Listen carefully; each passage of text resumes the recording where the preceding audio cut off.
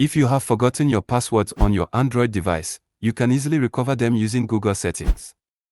Here's how to do it. Open the Settings app on your Android device.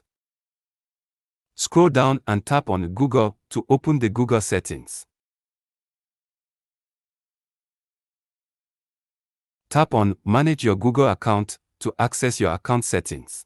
In the Google account settings, tap on Security to manage your security settings. Under the Signing into Google section, tap on Password to view and manage your passwords.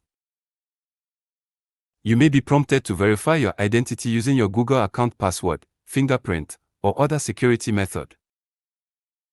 Once verified, you will be able to view and manage your saved passwords for various websites and apps. If you have forgotten a specific password, you can tap on the website or app name to view the saved password or update it if needed. If you have trouble remembering your Google account password, you can tap on Forgot Password to initiate the password recovery process. By following these steps, you can easily recover and manage your passwords using Google Settings on your Android device.